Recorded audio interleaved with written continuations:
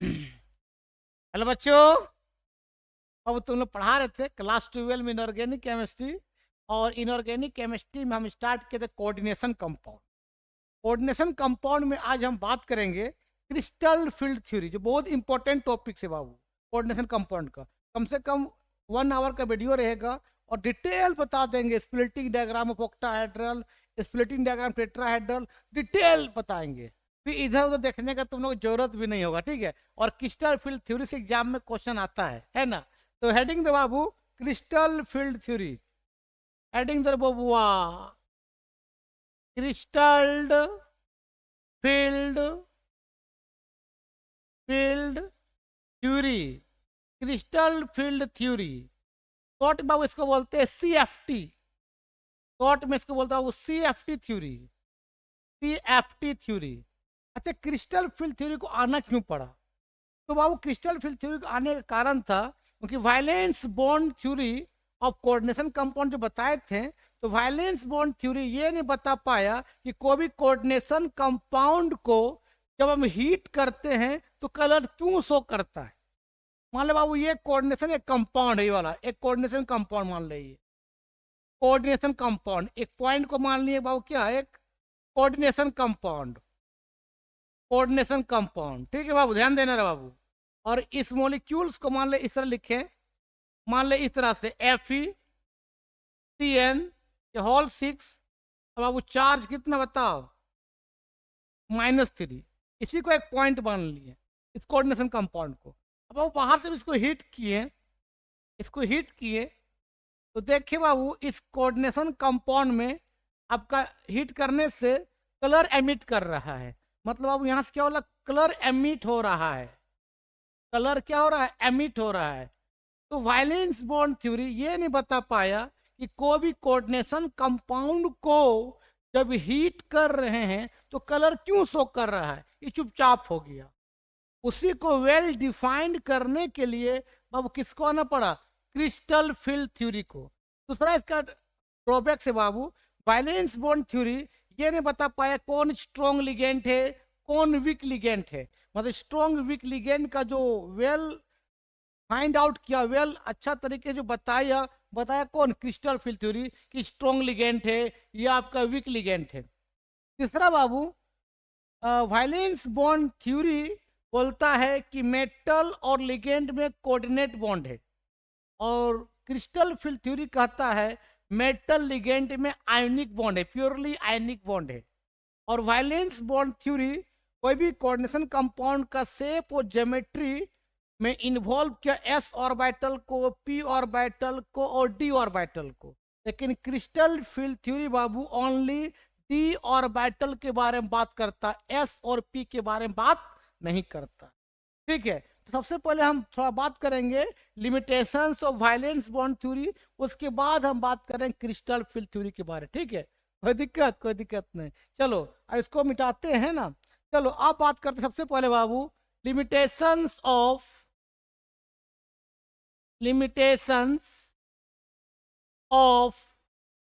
Violence bond theory, VBT मतलब क्या, violence bond theory. पहला इसके लिमिटेशन है बाबू, it can not explain, it can not explain color of coordination compound, color of coordination compound, coordination compound कि कोई coordination compound को heat करने से कलर एमिट क्यों करता है ये बता नहीं पाया। It can not explain colour of coordination compound, coordination compound colour क्यों शो करता है ये बता नहीं पाया। कौन, वायलेंस बॉन्ड थ्योरी। दूसरा बाबू, ये क्लासिफाई नहीं कर पाया कौन स्ट्रॉन्ग लिगेंड है और कौन वीक लिगेंड है। मतलब ये it does not classify, it does not classify नहीं कर पाया। डज नॉट क्या बताओ, वो classify strong and week ligand, strong and week ligand, strong and week ligand. कौन स्ट्रॉन्ग लिगेंड है और कौन वीक लिगेंड है क्लासिफाई नहीं कर पाया। कौन, आपका वायलेंस बॉन्ड थ्योरी। बाबू तीसरा इसका जो वायलेंस बॉन्ड थ्योरी ने कोई भी मोलिक्यूल्स कोऑर्डिनेशन कंपाउंड का शेप ज्योमेट्री निकालने के लिए आपका एसपीडी ऑर्बिटल को इन्वॉल्व किया। मतलब इस थ्योरी के अकॉर्डिंग इट इन्वॉल्व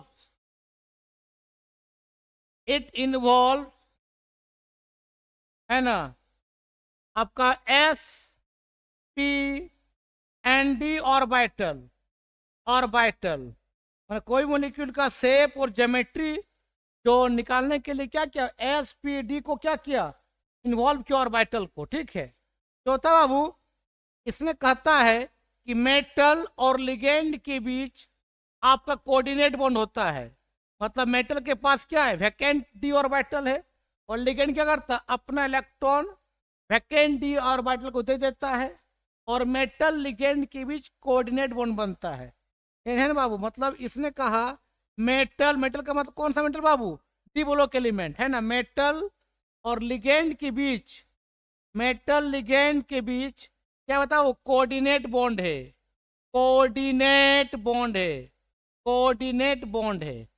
ठीक है। मेटल लिगेंड में क्या बताओ बाबू, कोऑर्डिनेट बॉन्ड। मान लो मेटल ये है, इसका ऑर्बिटल बताओ बाबू क्या, वैकेंट है, अनऑर्बिटल वैकेंट है। लिगेंड के पास क्या है, पेयर ऑफ इलेक्ट्रॉन है, 2 इलेक्ट्रॉन को क्या बोलते हैं, एक पेयर ऑफ इलेक्ट्रॉन बोलते हैं। और जो लिगेंड एक पेयर इलेक्ट्रॉन देता है उसको क्या बोलते हैं, मोनो डेंटेड लिगेंड बोलते हैं। तो लिगेंड अपना 1 पेयर ऑफ इलेक्ट्रॉन किसको दे देगा बताओ, वो मेटल को दे देगा, और मेटल लिगेंड के बीच आपको पता क्या बन जाएगा, कोऑर्डिनेट बॉन्ड बन जाएगा, कोऑर्डिनेट बॉन्ड बन जाएगा। कोई दिक्कत बाबू। लेकिन इसका सबसे बड़ा फेलियर था वैलेंस बॉन्ड थ्योरी का ये वाला, it can not explain the colour of coordination compound. कोई कोऑर्डिनेशन कंपाउंड को हीट करने से कलर क्यों शो करते, चुपचाप हो गया, बता नहीं पाया, हमको नहीं मालूम। उसी को वेल डिफाइन करने के लिए बाबू कौन आया, क्रिस्टल फील्ड थ्योरी आया। ठीक है। इसको लिखो, पर इसका लिमिटेशन को लिख लो।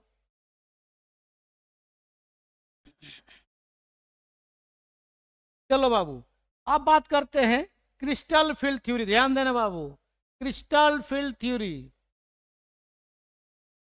Crystal field theory. तुमको मालूम है बाबू, वायलेंस बॉन्ड थ्योरी के अकॉर्डिंग वो भी कोऑर्डिनेशन कंपाउंड का shape, geometry, magnetic properties well defined निकाल सकते हैं। तो प्रॉब्लम नहीं आया कि उसका शेप क्या होगा। मान लो कोऑर्डिनेशन कंपाउंड ये है, FeCN ऑल 6 चार्ज कितना -3, ये कोऑर्डिनेशन कंपाउंड है। इस मॉलिक्यूल्स का शेप निकाल लिए, ज्योमेट्री निकाल लिए, उसका मैग्नेटिक प्रॉपर्टी निकाल लिए कि पैरामैग्नेटिक कि डायमैग्नेटिक, किसके अकॉर्डिंग, वैलेंस बॉन्ड थ्योरी के अकॉर्डिंग।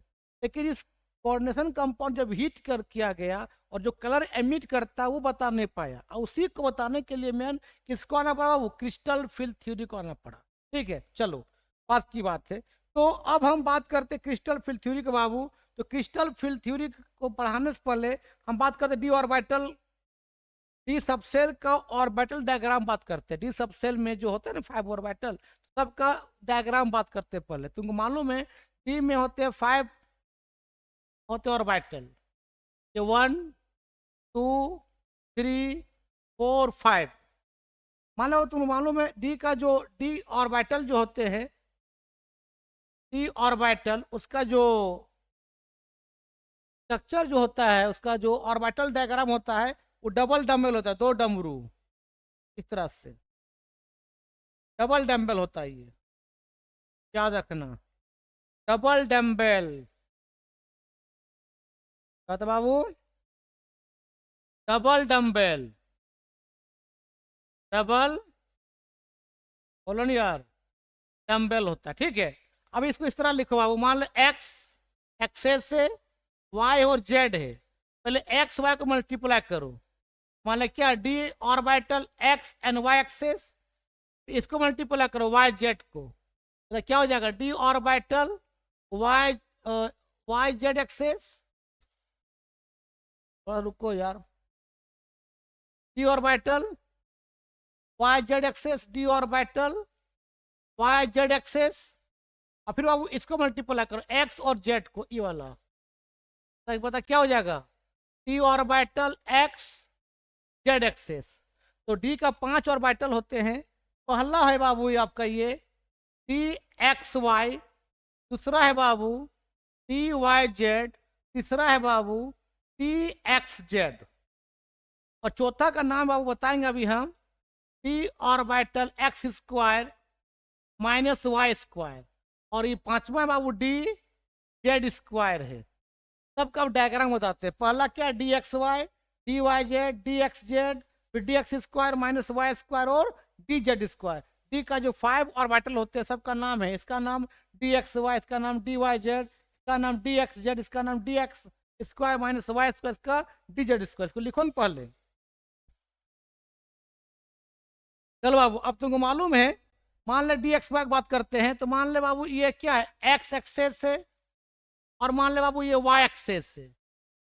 तो एक्सेस कहीं और होगा और इसका लोप मतलब ऑर्बिटल कहीं और होगा। मान लो इसका ऑर्बिटल यहाँ पर दोनों के बीच में है, इस तरह से, और इस सब में इलेक्ट्रॉन घूमेगा।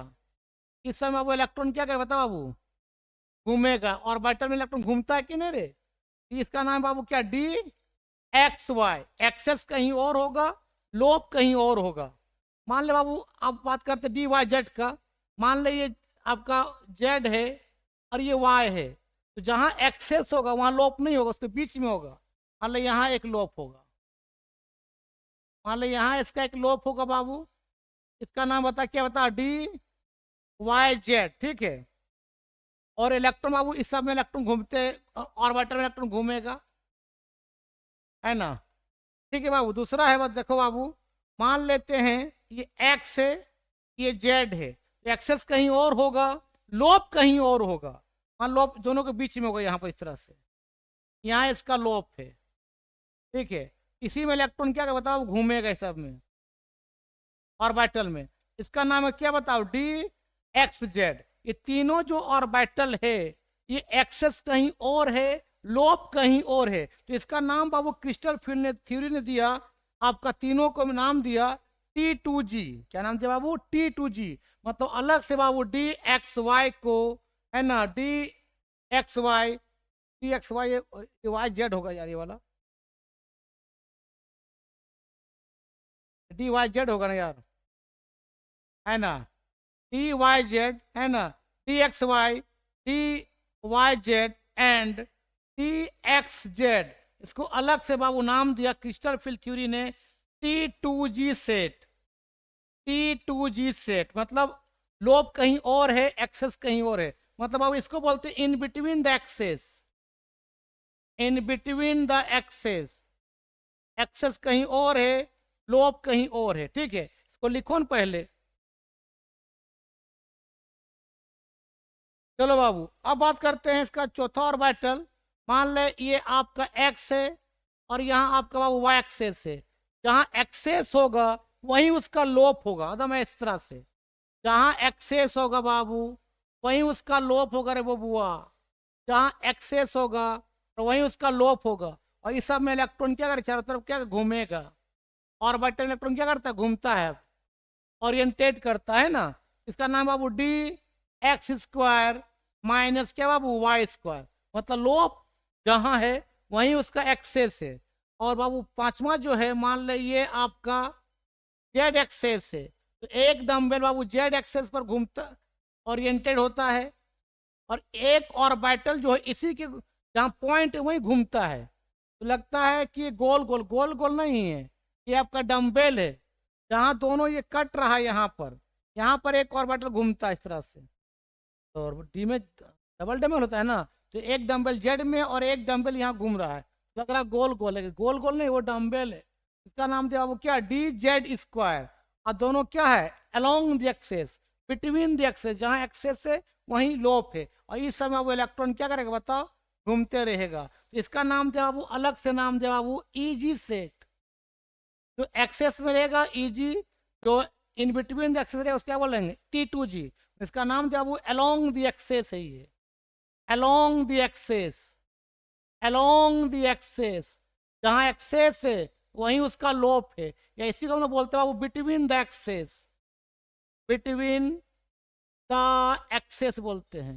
तो लिखो पहले डी ऑर्बिटल का 5 orbital D x Y, D Y Z, D x Z, ये तीनों क्या होता है, इन बिटवीन द एक्सेस होता है। और 2 ऑर्बिटल डी का जो है d x square minus d y square है ना, डी एक्स स्क्वायर कहाँ गया, माइनस क्या D x square minus Y square, और डी जेड स्क्वायर ये अलोंग द एक्सेस है, जहां एक्सेस होगा वहीं उसका लोप होगा। ठीक है, कोई दिक्कत, लिखो इसको पहले। चलो अब बात करते हैं बाबू क्रिस्टल फील्ड थ्योरी के कुछ स्टेटमेंट बात करते क्या बोले कोऑर्डिनेशन कंपाउंड के बारे में। तो पहला इसका बाबू पोस्टुलेट्स है, postulates to lets of coordination compound, coordination compound, postulates of, तो बता बाबू coordination compound crystal field theory का इसका पहला पोस्टुलेट उसने बताया बाबू कि मेटल लिगेंड में प्योरली आयनिक बॉन्ड है। ऐसा क्यों भाई, मेटल है तो मेटल के पास क्या होता है, बहुत वैकेंट ऑर्बिटल, सॉरी मेटल के पास बहुत क्या होता है, नंबर ऑफ अनपेड इलेक्ट्रॉन होते हैं। नंबर ऑफ जो अनपेड का मतलब समझ में आया ना रे, मान ले डी का 5 ऑर्बिटल, देखो मान ले 1 2 3 4 5 है, मान डी में कितना है 7 इलेक्ट्रॉन है। वैसे कैसे भरेंगे, according to horns rule clockwise भरेंगे, 1 2 3 4 5 6 और 7। तो ये तो पियर हो गया, इसको बोलते हैं पियर, 2 इलेक्ट्रॉन को बोलते हैं पियर इलेक्ट्रॉन, एक क्लॉकवाइज एक एंटी क्लॉकवाइज, पियर है। और जो सिर्फ क्लॉकवाइज है उसको बोलते हैं वो अनपेड इलेक्ट्रॉन बोलते हैं, अनपियर, अनपियर इलेक्ट्रॉन बोलते हैं, अनपियर इलेक्ट्रॉन बोलते हैं। तो डी ब्लॉक एलिमेंट में बहुत सारे नंबर ऑफ अनपेड इलेक्ट्रॉन होते हैं, तो स्टेबल होने के लिए अनपेड इलेक्ट्रॉन लॉस करते हैं, और लॉस करके बाबू या तो डी पर 0 होना चाहता है, या डी पर 5 होना चाहता है, डी पर 10 होना चाहता है। अगर डी पर 10 हो जाए, डी पर 5 हो जाए, डी पर 0 हो जाए, तो वो कंपाउंड स्टेबल हो जाएगा। ठीक है, तो D block element number of vacant orbital होते हैं, तो वो अपने इलेक्ट्रॉन को लूज करके vacant, sorry D block element बहुत सा नंबर ऑफ अनपेड इलेक्ट्रॉन होते हैं, तो अनपेड इलेक्ट्रॉन को लॉस करके डी को 0, डी को 5 या डी को 10 करना चाहता है। अगर डी में 0, डी में 5 या डी में 10 हो जाएगा तो अब वो कंपाउंड स्टेबल हो जाएगा रे बबुआ। 0 को बोलते हैं जीरो फील्ड, 5 को बोलते हैं हाफ फील्ड, और 10 को बोलते हैं फुल फील्ड। ठीक है, या तो जीरो फील्ड या हाफ फील्ड या फुल फील्ड होना चाहता है। इसलिए कहा बाबू कि ध्यान देना, इसने कहा बाबू क्रिस्टल फील्ड थ्योरी ने कि मेटल लिगेंड के बीच क्या है, प्योरली आयनिक करेक्टर है। क्यों बाबू, क्योंकि मेटल जब इलेक्ट्रॉन को लॉस करता है चार्ज क्या आ जाएगा, प्लस, क्योंकि लॉस करके वो क्या करता है 0 5 10 होना चाहता है। तो मेटल इलेक्ट्रॉन जब लॉस कर रहा है तो मेटल पर चार्ज कैसा होगा, पॉजिटिव चार्ज होगा। मान लो कोई डी ब्लॉक एलिमेंट है, उस पर चार्ज क्या है +n, +n का मतलब पॉजिटिव चार्ज है, इलेक्ट्रॉन लॉस कर रहा है। बाबू लिगेंड जो होते हैं, लिगेंड के पास मान ले लिगेंड जो है, मान ले वाटर लिगेंड सपोज करते हैं,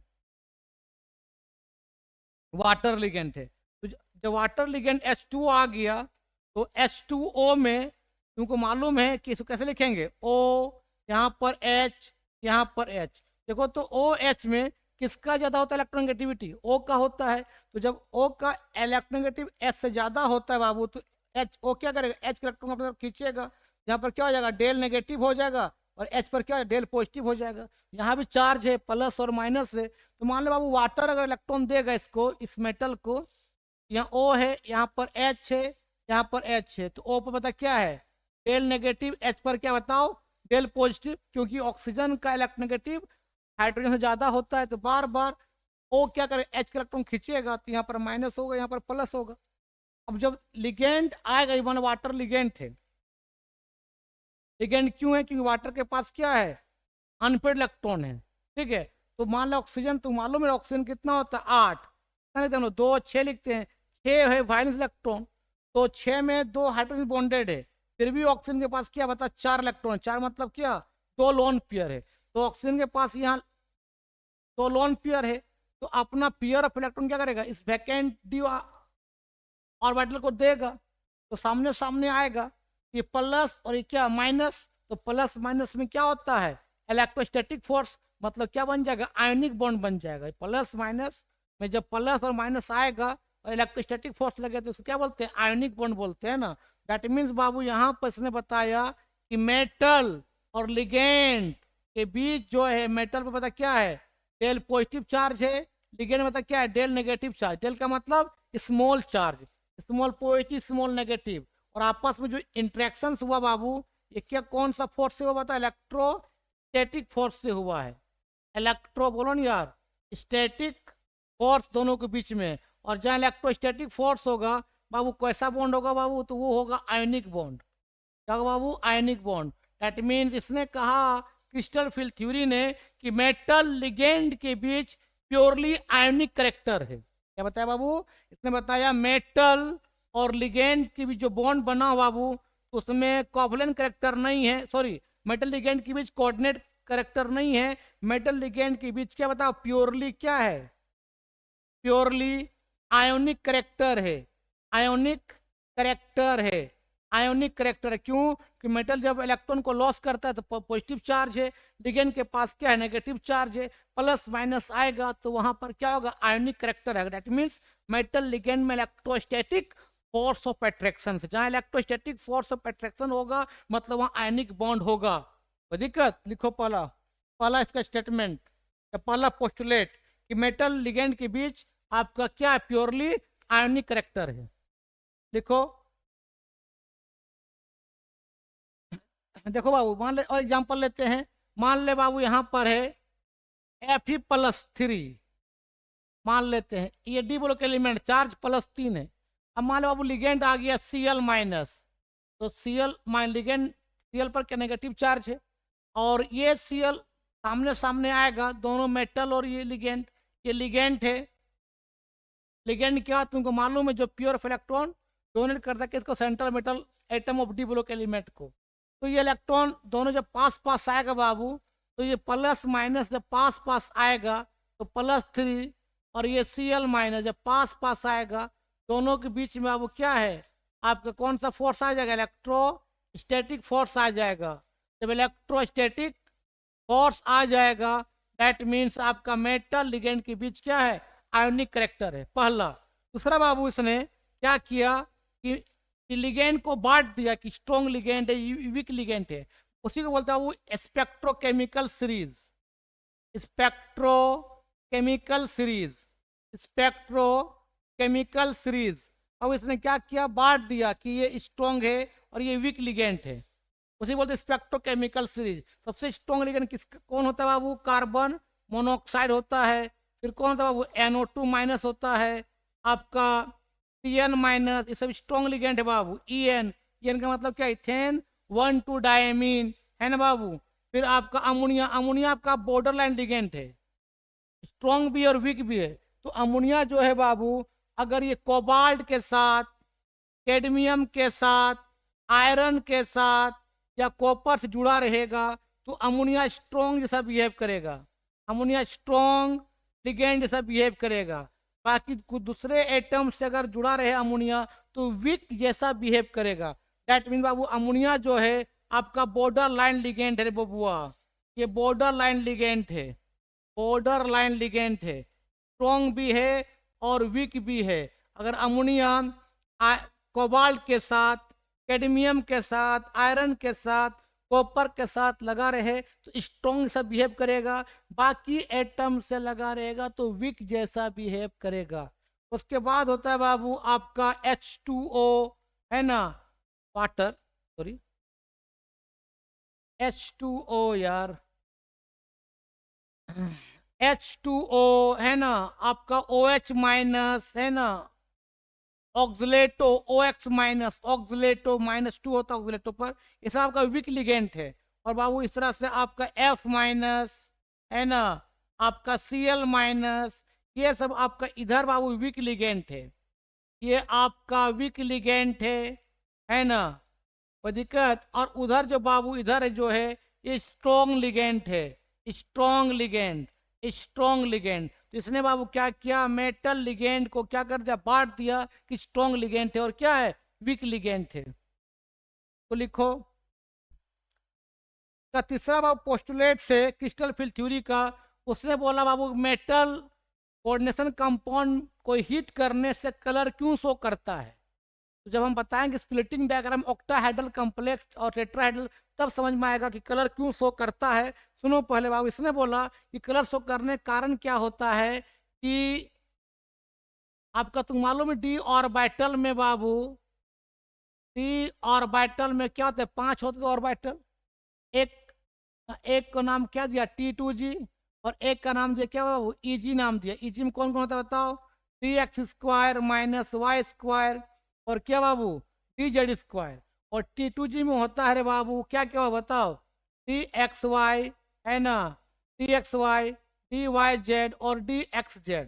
तो बोला कि इलेक्ट्रॉन यहाँ ट्रांजिशन करता है एक दूसरे। मान ले बाबू यहाँ पर ये आपका 3 जो ऑर्बिटल है वो T2G है।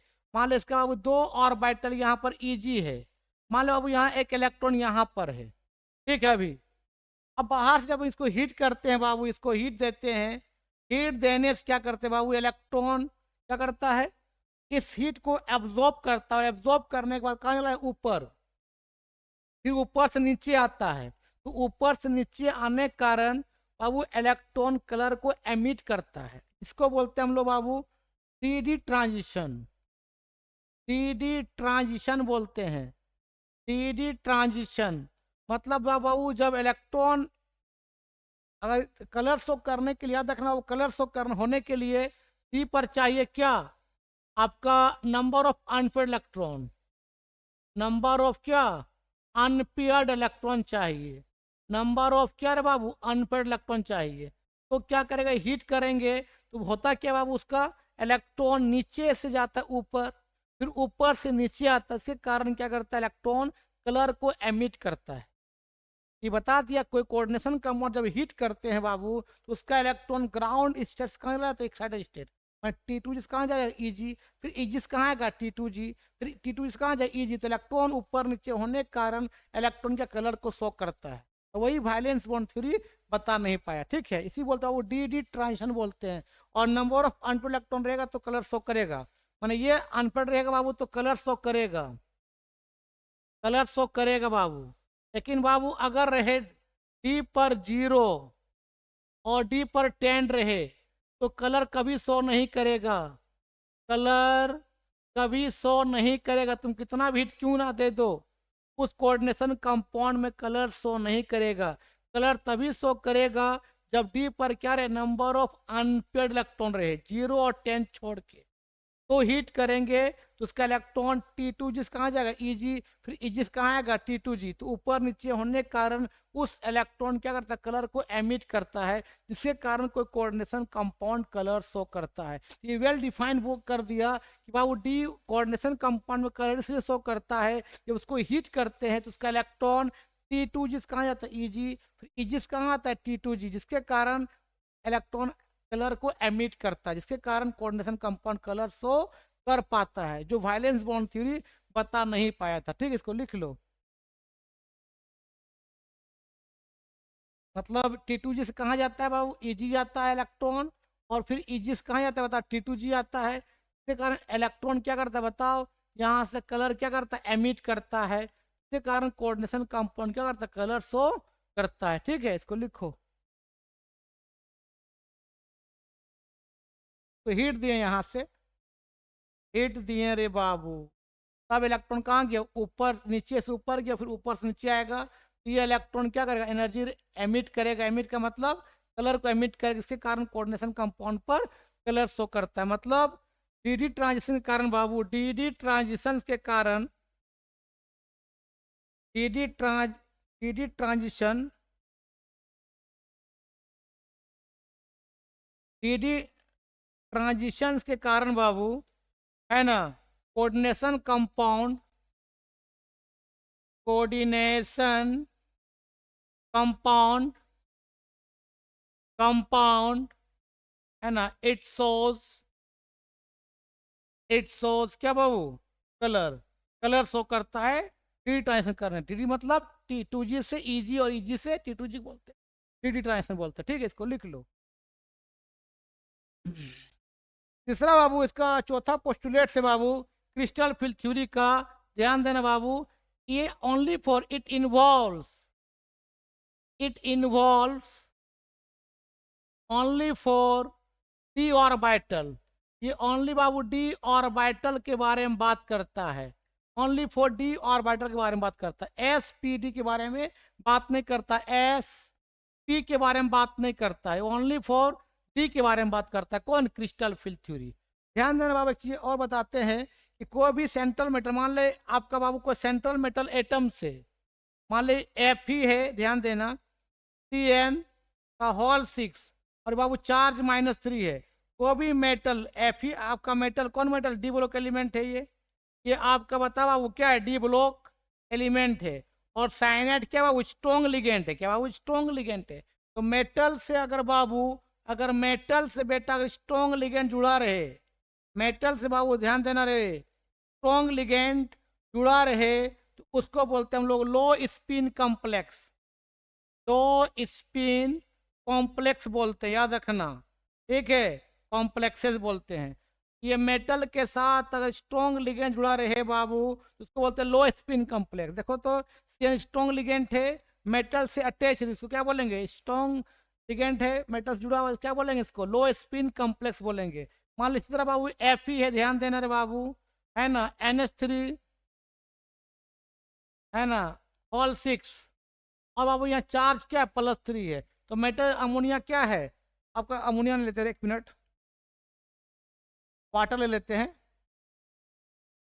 मान ले बाबू इस तरह ले लिए, FeH2O का होल 6, अब चार्ज +3। तो बाबू वाटर क्या है? वीक लिगेंड है। तो देखो वाटर वीक लिगेंड, तो आयरन, आयरन क्या? डी ब्लॉक एलिमेंट है। तो डी ब्लॉक एलिमेंट से वीक लिगेंड जुड़ा रहे बाबू, तो मेटल यहाँ पर है, और लिगेंड कौन बताओ बाबू? वाटर है। तो मेटल से अगर वीक लिगेंड जुड़ा रहे, वीक लिगेंड जुड़ा रहे बाबू, तो लिगेंड,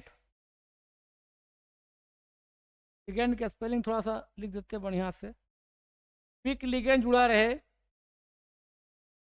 वीक लिगेंड बाबू जुड़ा रहे, तो उसको बोलते हैं हम लोग, के है, वीक लिगेंड जुड़ा रहे, उसको बोलते हैं high spin complex, high spin complex बोलते हैं रे बाबू। देखो तो यहाँ पर है बाबू, आयरन क्या है? डी ब्लॉक एलिमेंट है, और ये आपका वाटर क्या है? वीक लिगेंड है। तो डी ब्लॉक एलिमेंट और वीक लिगेंड के बीच अगर बॉन्ड बनेगा, उसको बोलते हैं हाई स्पिन कॉम्प्लेक्स। और डी ब्लॉक एलिमेंट और स्ट्रॉन्ग लिगेंड के बीच अगर बॉन्ड लगे, उसको क्या बोलते हैं? लो स्पिन कॉम्प्लेक्स। कोई दिक्कत? हाई स्पिन, लो स्पिन क्या होता है बताते हैं अब, थोड़ा सा जब बताएंगे स्प्लिटिंग डायग्राम ऑक्टाहेड्रल कॉम्प्लेक्स, तब डिटेल समझ में आएगा, ठीक है, इसको लिखो। अब बात करते हैं वो splitting diagram of octahedral complexes. तो हेडिंग दो बाबू, splitting diagram of octahedral complexes, splitting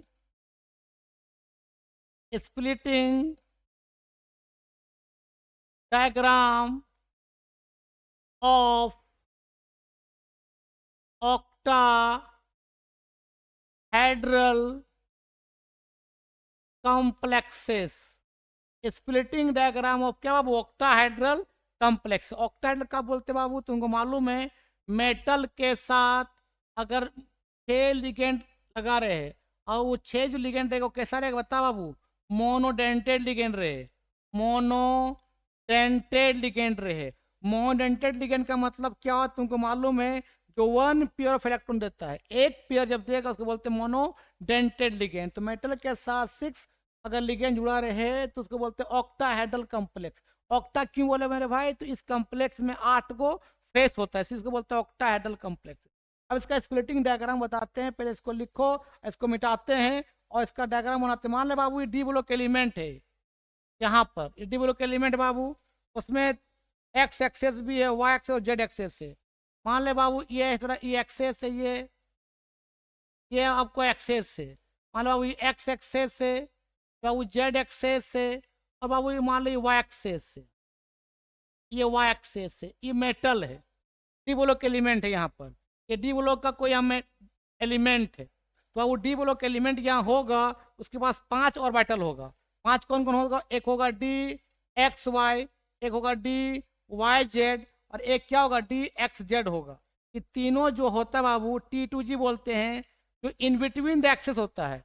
access कहीं और है, लोब कहीं और है। और जो दो होते बाबू orbital D x square minus Y square और बाबू आपका डी जेड स्क्वायर, ये इसका नाम है ई जी। ये अलोंग दी होते एक्सेस, जहां एक्सेस है वही उसका ऑर्बिटल है ना बाबू। ये अलोंग दी एक्सेस है बाबू, ये अलोंग दी एक्सेस है बाबू, अलोंग दी एक्सेस है ना। इसको बिटवीन द एक्सेस बोलते हैं और ये आपका इन बिटवीन द एक्सेस है।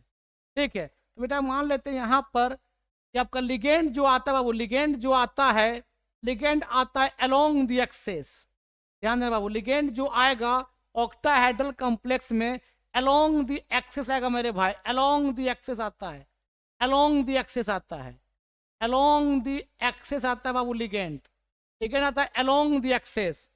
तो जब डी ब्लॉक एलिमेंट में है 5 ऑर्बिटल, तो जो एक्सेस में होगा ऑर्बिटल उसके बीच रिपल्सन ज्यादा होगा, क्योंकि इलेक्ट्रॉन पर, ऑर्बिटल पर भी इलेक्ट्रॉन है, लिगेंड पर भी इलेक्ट्रॉन है, तो दोनों नेगेटिव चार्ज सामने सामने आएगा, दोनों नेगेटिव चार्ज सामने सामने आएगा बाबू, तो रिपल्सन होगा, रिपल्सन होगा।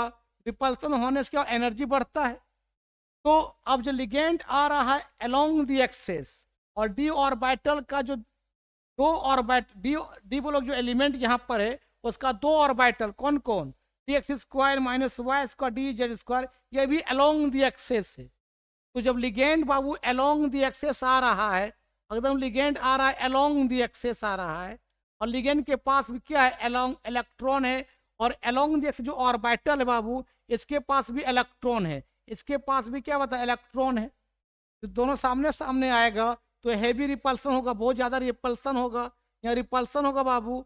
रिपल्सन होने से, रिपल्सन बहुत ज्यादा होगा बाबू, रिपल्सन होने से बाबू एनर्जी बढ़ेगा, और एनर्जी बढ़ेगा तो उसका स्टेबिलिटी कम हो जाएगा, स्टेबिलिटी बाबू बता क्या हो जाएगा, कम हो जाएगा। लेकिन ये बाबू तो क्या इन बिटवीन द एक्सेस है और लिगेंड आ रहा है एक्सेस में, तो यहाँ पर रिपल्सन तो कम होगा, इसका भी इलेक्ट्रॉन है लेकिन इसका इलेक्ट्रॉन लिगेंड के इलेक्ट्रॉन को टकरा नहीं पाएगा, कि ये है इन बिटवीन द एक्सेस और लिगेंड आ रहा है अलोंग द एक्सेस, यहाँ पर रिपल्सन कम होगा, मतलब बाबू लिगेंड आ रहा है अलोंग द एक्सेस। ध्यान देना, ये आपका लिगेंड है जो आ रहा है बाबू अलोंग द एक्सेस आ रहा है, अलोंग द एक्सेस मतलब, अलोंग द एक्सेस मतलब क्या, between the axes, along the axes आ रहा है। ठीक है बाबू, लिगेंड दिखाई नहीं दे रहा है ना, कोई दिक्कत नहीं, उसे बता देते हैं। तो लिगेंड जो आ रहा है बाबू अलोंग द एक्सेस, और अलोंग द एक्सेस, और डी ऑर्बिट, डी जो डी ब्लॉक का जो एलिमेंट है उसका जो दो ऑर्बिटल वो भी क्या अलोंग द होता है एक्सेस, तो वहाँ रिपल्सन ज्यादा होगा तो उसका एनर्जी कम होगा। लेकिन जो बाबू डी मेटल का 3 ऑर्बिटल क्या है, इन बिटवीन द एक्सेस है, और लिगेंड आ रहा है अलोंग द एक्सेस, तो रिपल्सन कम होगा तो उसका एनर्जी कम होगा, तो स्टेबिलिटी बढ़ जाएगा उसका। ठीक है, इसको लिखो पहले। मतलब बाबू तुम बोल सकते हो कि ऑक्टा, इसको लिख लिया होगा, मिटा देते हैं। देखो तो तुम क्या बोल सकते हो, तुम लिख लिया होगा सब, अब तुम याद रखना, इसमें बोल सकते हो बाबू सुनो कि ऑक्ट्राहाइड्रल में लिगेंड जो आता है, लिगेंड्स कम इन क्या अलोंग द एक्सेस, वो अलोंग द एक्सेस आता है, लेकिन come along the axes, along the axes आता है। ठीक है, और आपका बाबू ये d x square minus Y square और आपका डी जेड स्क्वायर, ये भी बता क्या अलोंग द एक्सेस है, अलोंग द एक्सेस का मतलब बिटवीन द एक्सेस है ना, अलोंग द एक्सेस है, और दोनों के पास क्या इलेक्ट्रॉन, दोनों पास नेगेटिव चार्ज है, यहाँ भी लिगेंड के पास भी इलेक्ट्रॉन है हमारे, नेगेटिव चार्ज है, इसके पास भी नेगेटिव चार्ज है, दोनों जब सामने सामने आएगा तो हैवी रिपल्सन होगा, रिपल्सन ज्यादा होगा तो एनर्जी कम होगा। ठीक है, एनर्जी सॉरी रिपल्सन ज्यादा होगा तो एनर्जी ज्यादा होगा मेरे भाई,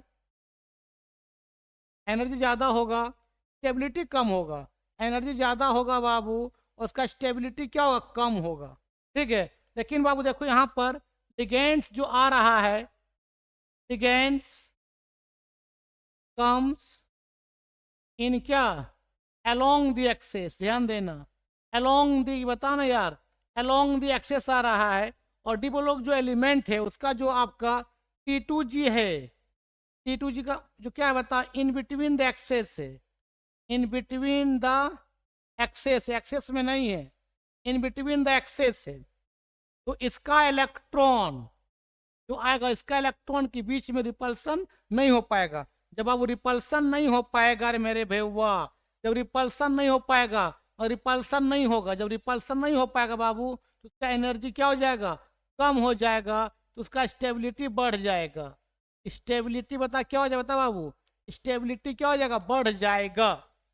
कोई दिक्कत? दैट मीन बाबू T2G का जो होता है ऑक्टाहेड्रल कॉम्प्लेक्सेस में T2G होता है वो ज्यादा स्टेबल होता है, ठीक है बाबू। लेकिन Eg जो होता है वो क्या होता है, लेस स्टेबल होता है, लेस स्टेबल होता है। ऐसा क्यों लेस स्टेबल? इसलिए होता है क्योंकि यहाँ एनर्जी क्या होता है, ज्यादा होता है, यहाँ एनर्जी क्या होता है बता, कम होता है, क्योंकि लिगेंड आता है अलोंग द एक्सेस और Eg भी क्या होता है, अलोंग द एक्सेस, तो वहाँ रिपल्सन ज्यादा होता है। लेकिन T2G क्या है, इन बिटवीन द एक्सेस है और लिगेंड है अलोंग द एक्सेस, तो यहाँ रिपल्सन कम होता है, ठीक है, उसका एनर्जी क्या है, कम हो गया, स्टेबिलिटी बढ़ जाता है, ठीक है, इसको लिखो।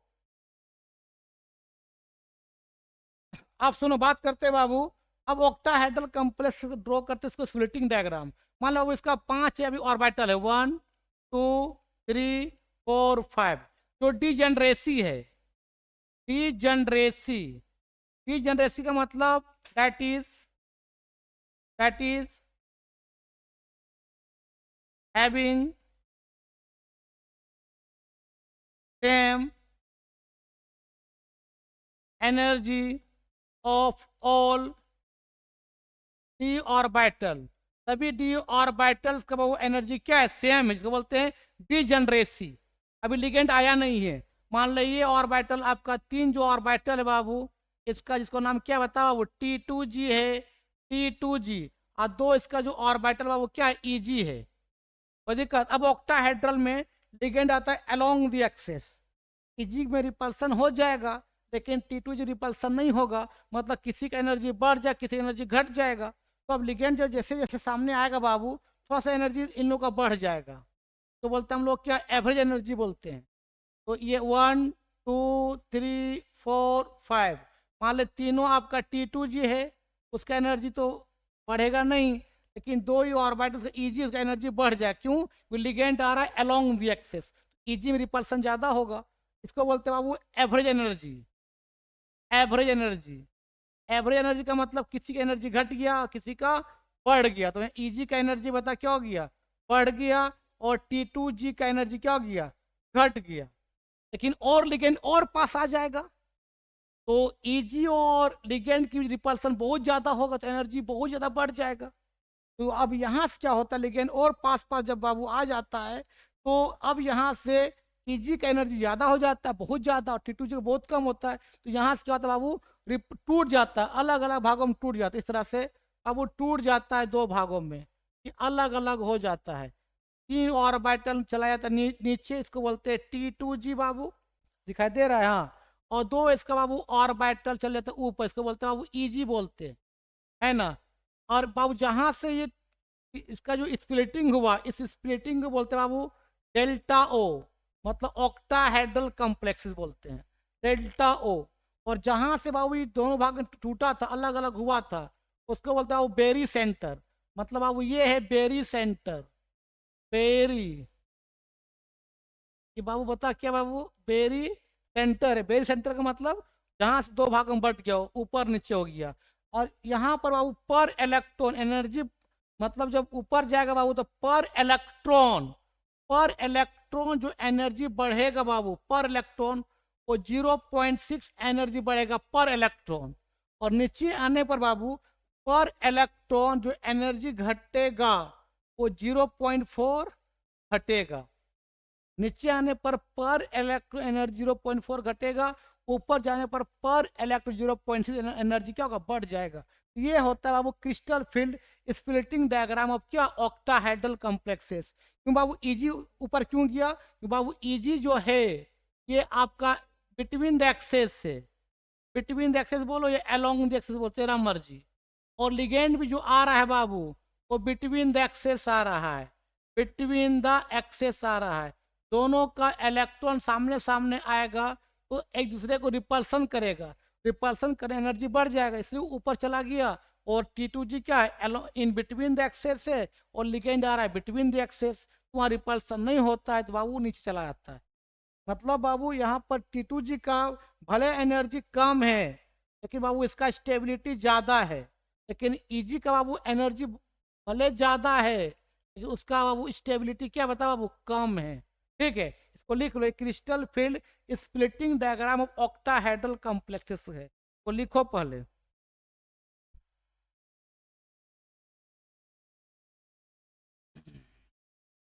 अब सुनो बाबू, एक चीज और बताते हैं, याद रखना, अगर बाबू डेल्टा नॉट ग्रेटर देन, एक होता है पेयरिंग एनर्जी, ये कब होगा, जब बाबू कोई मेटल के साथ स्ट्रॉन्ग लिगेंड लगा रहे, जब मेटल के साथ बाबू स्ट्रॉन्ग लिगेंड लगा रहे, तो पेयर करने में लगेगा क्या, डेल्टा नॉट ज्यादा है और पेइंग एनर्जी कम है, मतलब पेयर करने में एनर्जी कम लगेगा, और T2G से EG जाने में एनर्जी ज्यादा लगेगा। ठीक है, कब, स्ट्रॉन्ग लिगेंड के साथ।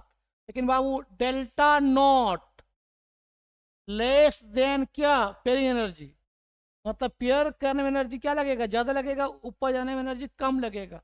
कब होगा बाबू, जब वीक लिगेंड होगा तब। वीक लिगेंड के केस में ये होगा, वीक लिगेंड के केस में होगा, ये स्ट्रॉन्ग लिगेंड के केस। स्ट्रॉन्ग लिगेंड कौन कौन तुमको मालूम है, आपका carbon monoxide, CN minus, NO2 minus, है ना मेरे भाई, और EN, स्ट्रॉन्ग लिगेंड सब है। वीक लिगेंड बता कौन कौन है आपका, तुमको मालूम है, वाटर H2O, है ना, OH माइनस, आपका ऑक्सलेटो OX माइनस 2, आपका F माइनस, Cl माइनस, यह तो वीक लिगेंड है। वीक लिगेंड में ये होगा, स्ट्रॉन्ग लिगेंड में ये होगा। अब बताते इसका एग्जांपल, तो लिखो, जैसे मान ले बाबू एक कॉम्प्लेक्स लिया इस तरह से, Fe, ध्यान देना, CN का होल 6, और बाबू इसका चार्ज कितना बताओ, -3। अब इसका पहले Fe क्या निकालते हैं, ऑक्सीजन नंबर निकालते हैं, तो कुछ मान लेंगे। Fe को x मान लिए, एक साइनाइड का चार्ज -1 होता है, छः कितना बताओ, कितना होगा, -6 हो जाएगा। तो -6 इक्वल टू कितना बताओ, -3 है, तो x इक्वल टू कितना, -3 +6। Fe क्या मान लिया, x मान लिए, जिसका ऑक्सीजन स्टेट निकाले उसको x मान लेते हैं। तो Fe का क्या निकाल, ऑक्सीजन स्टेट निकाल रहे हैं, तो x मान लेंगे। x साइनाइड कितना होता है, -1, 6 का कितना होगा, -6 इक्वल टू कितना, -3। जो ऊपर रहेगा ना वो इक्वल टू लिखते हैं, तो x इक्वल कितना हो जाएगा, -3 +6, दैट मीन x का कितना बताओ, कितना, +3, मतलब आयरन जो है 3 इलेक्ट्रॉन को लॉस कर रहा है। आयरन का जो बाबू इलेक्ट्रॉनिक होता है कॉन्फ़िगरेशन का, एटॉमिक नंबर कितना, 26 होता है। इलेक्ट्रॉनिक जो होता है कॉन्फ़िगरेशन, वो होता है बाबू लास्ट में 3d6, बोलो नहीं यार, 4s कितना होता है बाबू बताओ, 2 होता है, 3 लूज कर रहा है, 3 लूज करेगा तो बता कितना हो जाएगा, 3d5 हो जाएगा, और 4s 0 हो जाएगा। मतलब आपका s से 2 लूज करेगा और d से 1 लूज करेगा। तो बाबू crystal field through only for D के बात किया, s और p के बारे में बात नहीं किया। तो 3d5 है इसका आयरन का, और आयरन से कौन जुड़ा हुआ है, स्ट्रॉन्ग लिगेंड। मतलब बाबू Fe से जो जुड़ा हुआ है साइनाइड, वो CN जो बाबू स्ट्रॉन्ग लिगेंड है। जब स्ट्रॉन्ग लिगेंड होगा मेरे भाई, जब स्ट्रॉन्ग लिगेंड होगा आकांक्षा, तो याद रखना वो डेल्टा नॉट ज्यादा होगा एज कंपेयर टू क्या, पेयरिंग एनर्जी। अब बताते इसका D5 को बनाते, इसको लिखो ना पहले। अब देखो D5 कॉन्फ़िगरेशन, देखो बाबू ये मान ले D5 है, यहाँ पर क्या होता है बाबू, डेल्टा नॉट ज्यादा किससे, पेयरिंग एनर्जी से। और जब 6 लिगेंड है तो क्या होगा, ऑक्टाहेड्रल कॉम्प्लेक्स होगा। तो ऑक्टा में बता क्या था, बता बाबू ऑक्टा में क्या था, कि मान ले ये 1 2 3 4 5 था, और यहाँ से 2 भागों में बढ़ गया, बताओ 3 आ गया नीचे, T2G नीचे आ गया, और बाबू EG चला गया ऊपर, EG ऊपर चला गया, और दोनों जहाँ से टूटा उसको बोलते हैं बेरी सेंटर। ये आपका बताओ वो क्या है, बेरी, बेरी बोलो नहीं यार, बेली का पेड़, ये बेरी सेंटर है। नीचे आने पर इलेक्ट्रॉन आपका 0.4 घटता है, ऊपर आने पर इलेक्ट्रॉन आपका 0.6 क्या बताओ बढ़ता है ना। अब D5 है, यहाँ पर 5 देखा, इलेक्ट्रॉन 1 2 3 4 5, यहाँ देखो बाबू भरो, पहले कहाँ भरेगा, नीचे, तो 1, क्योंकि नीचे एनर्जी कम है, नीचे एनर्जी क्या बता बाबू, कम है, तो स्टेबिलिटी ज़्यादा है। जहाँ एनर्जी कम होता है पहले इलेक्ट्रॉन वहाँ भरता है, और ऊपर क्या बताया वो एनर्जी ज़्यादा है, एनर्जी ज़्यादा होने से स्टेबिलिटी कम होता है। तो एनर्जी जहाँ कम होता है इलेक्ट्रॉन पहले वहाँ भरता है। एक हो गया यहाँ पर, 2, 3। अब बताओ बाबू, अब ऊपर जाना चाहेगा एक एक नीचे भरेगा फिर ऊपर जाएगा। तो हमने बताया बाबू यहाँ पर क्या है, डेल्टा नोट, ऊपर जाने में एनर्जी ज़्यादा लगेगा और पेयर करने में एनर्जी कम लगेगा। तो ऊपर जाना चाहेगा नीचे पेयर करना चाहेगा। स्ट्रॉन्ग लिगेंड में 3 भरने के बाद चौथा को ऊपर जाने में लगेगा एनर्जी ज़्यादा और पेयर करने में कम लगेगा। तो क्या करना चाहेगा, पेयर करेगा, तो पेयर कर जाएगा यहाँ इस तरह से। देखो बाबू ये हो जाएगा बाबू, बता बाबू ये 4 और बताओ क्या हो जाएगा, 5 हो जाएगा। पेयर करना बेटर समझेगा एज कम्पेयर ऊपर जाने की तुलना में। कब, जब आपका स्ट्रॉन्ग लिगेंड रहेगा तब। तो बाबू इसका निकालेंगे crystal field stabilisation energy. Crystal field stabilisation energy का फॉर्मूला होता है बाबू -0.4x प्लस 0.6y प्लस आपका बाबू क्या होता है पेयरिंग एनर्जी। पी का मतलब पेयरिंग एनर्जी और एस का मतलब होता है टोटल नंबर ऑफ इलेक्ट्रॉन कहाँ पर, T2g में, और वाई होता है टोटल नंबर ऑफ इलेक्ट्रॉन कहाँ, Eg में। तो बताओ बाबू ये 0.4 है और एक्स, एस का मतलब बताओ T2g में कितना टोटल कितना इलेक्ट्रॉन है, टोटल इलेक्ट्रॉन आपका देखो 2, 4 और कितना 5, आपका वो 5 इलेक्ट्रॉन है। कितना हो जाएगा बताओ, गुना कितना 5 प्लस 0.6 वाई, वाई मतलब कौन, Eg, कितना इलेक्ट्रॉन एक भी नहीं है, तो कितना हो जाएगा 0 हो जाएगा। और प्लस बाबू पेयरिंग एनर्जी, तो पेयरिंग एनर्जी लिगेंड के को पेयर किया है लेकिन खुद 2 को पेयर कर दिया है। यहाँ पर पेयरिंग एनर्जी कितना हो जाएगा, 2 हो जाएगा। इसको सॉल्व कर लेना बाबू, जो आएगा वो क्रिस्टल फील्ड उसका स्टेबलाइजेशन एनर्जी आ जाएगा। ठीक है, लिखो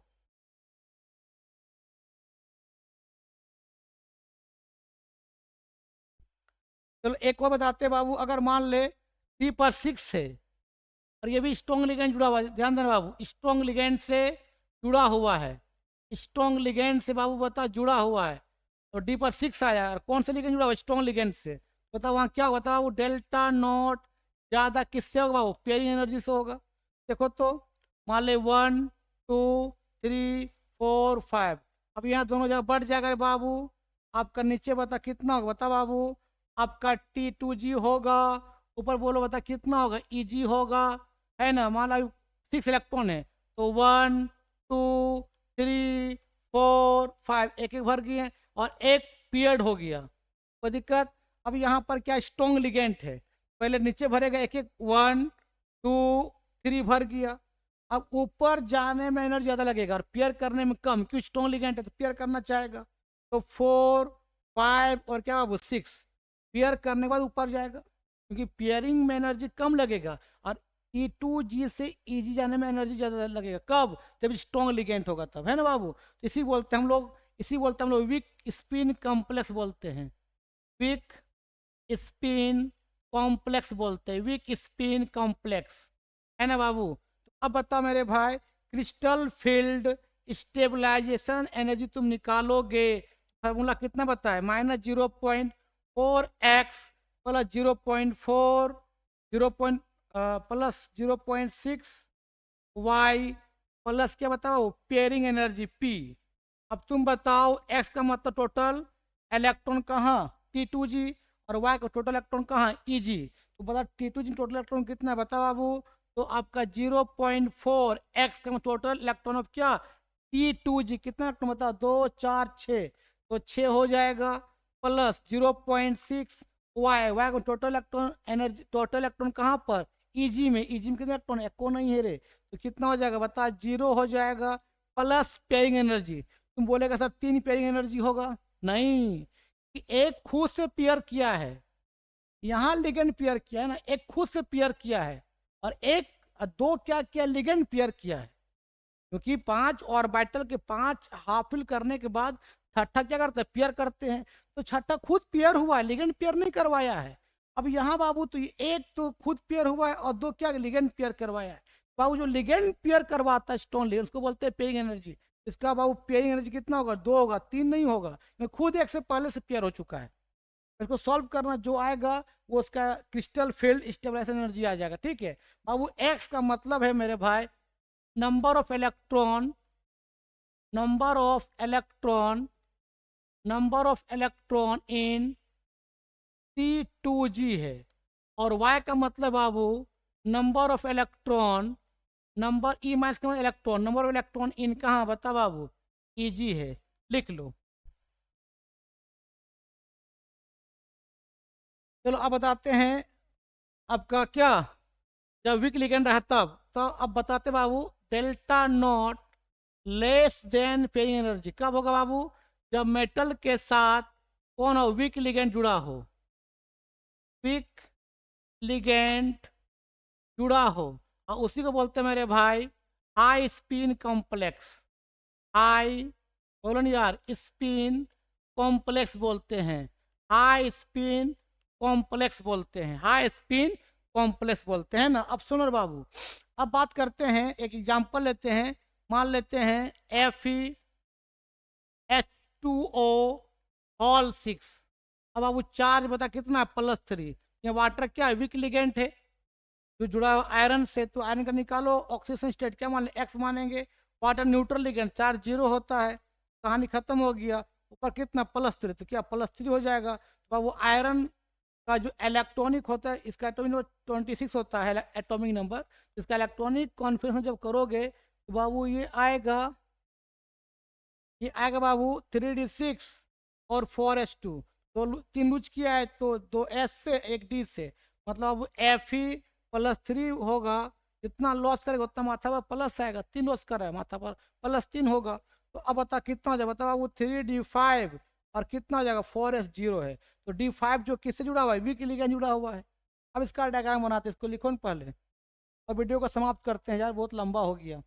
चलो अब देखो बाबू T5 का बनाते हैं, जो वीक लिगेंड है, मतलब delta nought less than pairing energy है, मतलब वीक लिगेंड जुड़ा हुआ है, तब बताओ क्या होगा मेरे भाई, मेरे भाई देखो क्या होगा, क्या होगा, 1 2 3 4 5, अब यहाँ से बढ़ जाएगा है ना, नीचे आपका बता बाबू क्या होगा, बता बाबू T2G होगा, ऊपर आपका बता क्या होगा, Eg होगा, और जहाँ से बटेगा वो बेरी सेंटर, कितना बता चुके हैं बार बार, कितना बताएंगे रे बबुआ, ये बेरी सेंटर, यहाँ बाबू पर इलेक्ट्रॉन जो एनर्जी घटता है 0.6 और 0.4, कहाँ दिमाग है यार, है ना, पर इलेक्ट्रॉन जो एनर्जी घटता है 0.4 घटता है पर इलेक्ट्रॉन, और ऊपर जाने पर इलेक्ट्रॉन 0.6 क्या होता है, बढ़ता है ना। अब नंबर 5 है तो 1 2 3 4 5, अब यहाँ जाते हैं 1 2 3, अब वीक लिगेंड है तो पेयरिंग करने में एनर्जी ज़्यादा लगेगा और ऊपर जाने में कम लगेगा, तो पहले ऊपर जाएगा, वीक लिगेंड में पेयर करने में एनर्जी क्या ज़्यादा लगेगा और ऊपर जाने में कम लगेगा, तो ऊपर जाएगा, तो 1 2 3 पता कितना चल जाएगा, 4 5 चला जाएगा, ऊपर चला जाएगा, पेयर नहीं करेगा क्योंकि वीक लिगेंड है, delta nought less than pairing energy है ना। पता इसका निकालो क्रिस्टल फील्ड स्टेबलाइजेशन एनर्जी, पता फार्मूला कितना होता है, -0.4x प्लस 0.6 y प्लस क्या हुआ पेयरिंग एनर्जी। अब बताओ मेरे भाई 0.4 है, x का टोटल इलेक्ट्रॉन ऑफ क्या T2G में कितना है 1 2 3, तो कितना 3 मल्टीप्लाई कर दो प्लस 0.6 y कितना बताओ 1 2, तो इंटू 2, बताओ पेयरिंग एनर्जी बिल्कुल एको नहीं है, कोई पेयर नहीं किया, तो पेयरिंग एनर्जी कितना 0 होगा, इसको सॉल्व कर लेना, उसका निकल जाएगा क्रिस्टल फील्ड स्टेबलाइजेशन एनर्जी, किसका निकल जाएगा, वीक लिगेंड का निकल जाएगा, और वीक लिगेंड जुड़ा रहे बाबू उसी को बोलते हैं high spin complex, high spin complex बोलते हैं वो, लिख लो।